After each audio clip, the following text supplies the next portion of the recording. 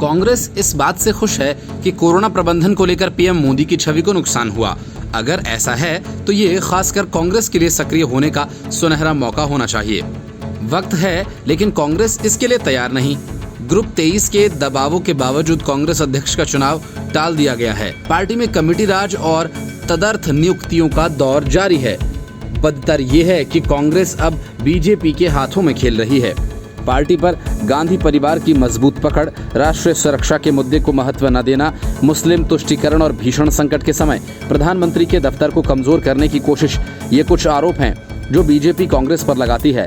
इन आरोपों को झुठलाने के बजाय राहुल गांधी के मनमौजी नेतृत्व, कांग्रेस शासित पंजाब और राजस्थान में अंतर्कलह, पार्टी के चुनाव रद्द करना, मोदी सरकार पर हमला करने के लिए ट्विटर पर अतिशय निर्भरता, संगठन में निरर्थक नियुक्तियां, हालिया विधानसभा चुनावों में हार पर पारदर्शी विश्लेषण की कमी और उत्तर प्रदेश, उत्तराखंड, पंजाब और गोवा जैसे राज्यों में होने वाले चुनावों के लिए तैयारी का अभाव आदि बीजेपी के आरोपों को सही ही साबित करते हैं।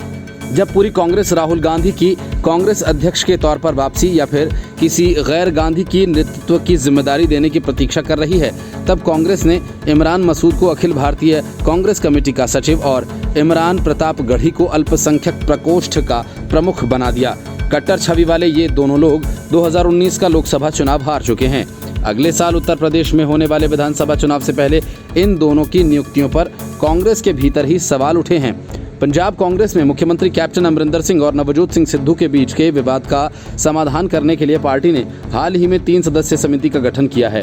पर पार्टी में ही बहुतों को हैरत है कि उच्च स्तरीय समिति गठित करने की क्या जरूरत थी, जबकि कांग्रेस के लिए इन दोनों में से कैप्टन ज्यादा महत्वपूर्ण हैं। सिद्धू के राहुल गांधी और प्रियंका वाड्रा से बेहतर संबंध हैं, पर क्या इसका समय नहीं आ गया है कि गांधी परिवार के पसंदीदा लोगों पर मजबूत नेताओं को तरजीह दी जाए, खासकर तब जब चुनाव नजदीक हों।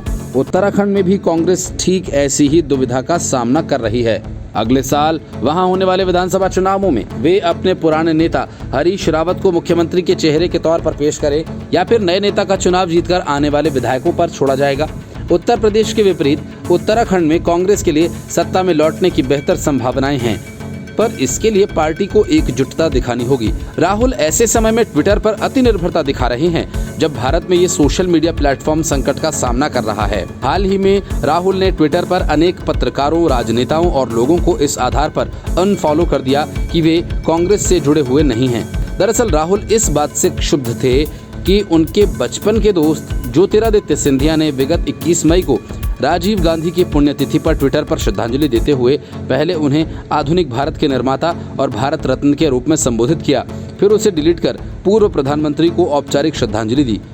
ये हद है कि राहुल सोशल मीडिया तक पर भी अपने समर्थक खो रहे हैं। कुछ लोग तस्दीक करेंगे कि अप्रैल 2020 में सोनिया गांधी ने विभिन्न मुद्दों पर विचार विमर्श के लिए 11 सदस्यीय कमेटी गठित की थी। कोविड की दैनिक स्थिति का आकलन करने के लिए भी गुलाम नबी आजाद की अध्यक्षता में उन्होंने एक पैनल बनाया था। अव्वल तो इन समितियों की बैठक नहीं होती, और अगर होती भी है तो उस बारे में कुछ सार्वजनिक नहीं होता।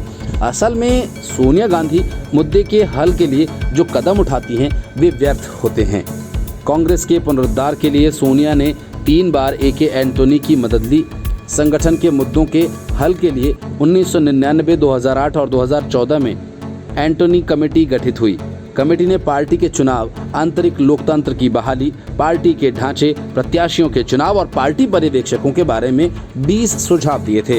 इसके अलावा भी सोनिया और राहुल गांधी को सौंपी गई कई रिपोर्ट्स 24 अखबार रोड में धूल फांक रही हैं, जिसमें संगठन चुनाव के बारे में राम निवास मिर्धा की रिपोर्ट, पार्टी फंड पर मनमोहन सिंह की रिपोर्ट, संगठन के आधुनिकीकरण पर पीए संगमा और सैम पित्रोदा की रिपोर्ट्स तथा सांगठनिक मामलों पर प्रणब मुखर्जी की रिपोर्ट्स हैं। इन सभी रिपोर्ट्स में पार्टी और संगठन में व्यापक बदलाव के सुझाव दिए गए हैं, पर अब तक कोई ठोस कदम नहीं उठाया गया। Report news of India.